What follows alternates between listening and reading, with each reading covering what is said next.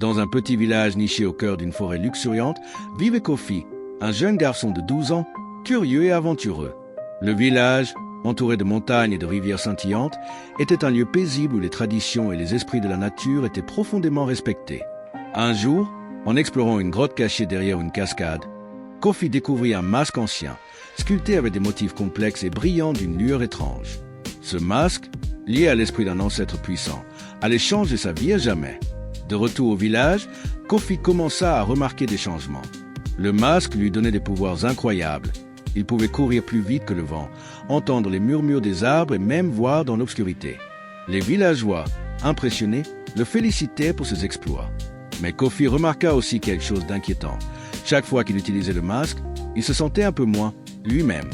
Ses mains devenaient plus froides, ses pensées plus sombres. Un soir, après avoir utilisé le masque pour sauver un enfant tombé dans un puits, il se regarda dans un miroir d'eau et vit son reflet se déformer légèrement. « Qu'est-ce qui m'arrive ?» se demanda-t-il, effrayé. Un jour, une ombre menaçante apparut à la lisière de la forêt.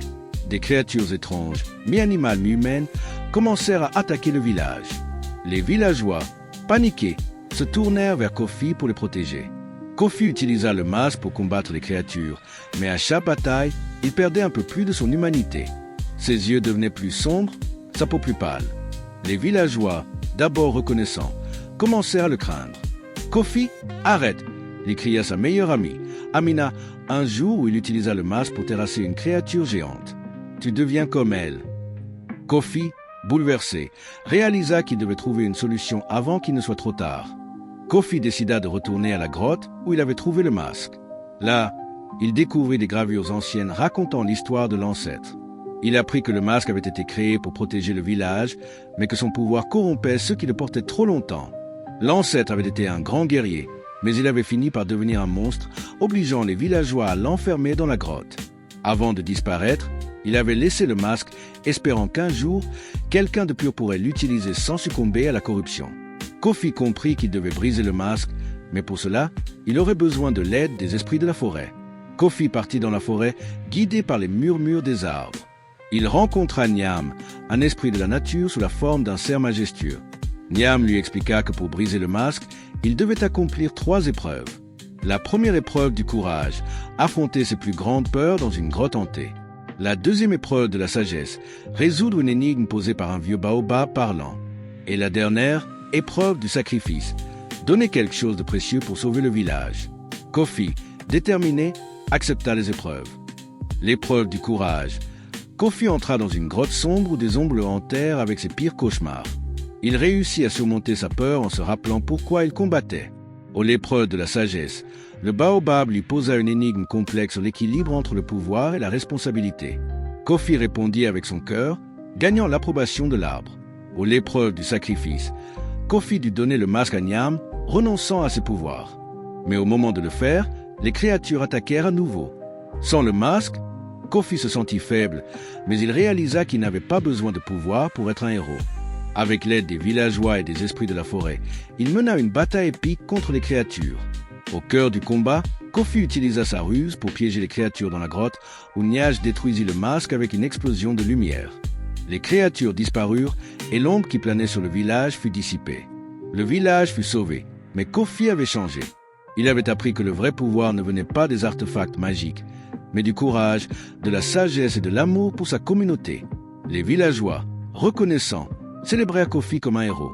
Amina lui sourit et lui dit « Tu as sauvé le village, mais surtout, tu t'es sauvé toi-même. » Kofi, enfin en paix, regarda le soleil se lever sur un village plus fort et plus uni que jamais.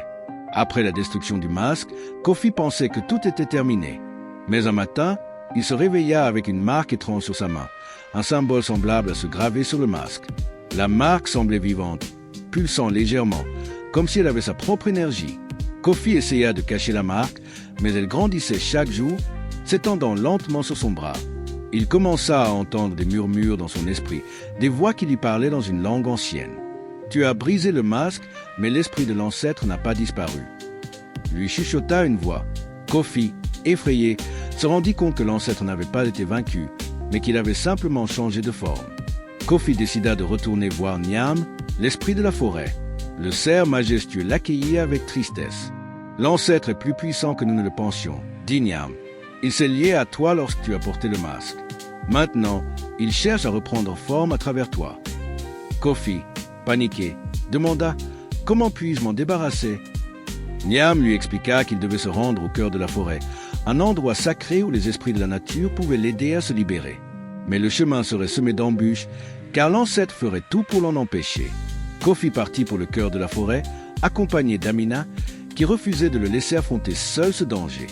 Leur voyage les mena à travers des paysages magnifiques mais dangereux, des marais brumeux, des montagnes escarpées et des forêts sombres, où rôdaient des créatures mystérieuses.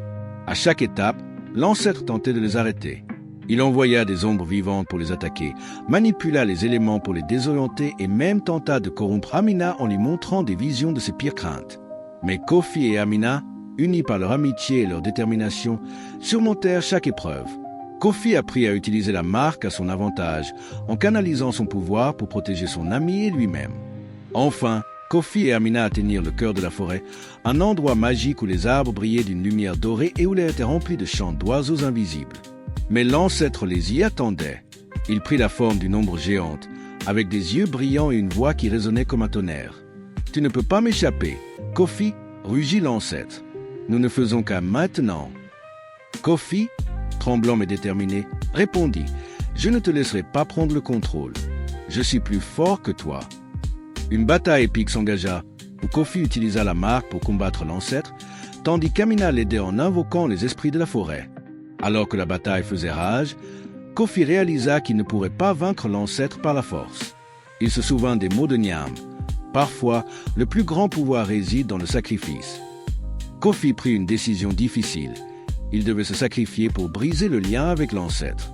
Il demanda à Amina de l'aider à invoquer un rituel ancien, où il offrirait sa propre énergie pour sceller l'ancêtre à jamais.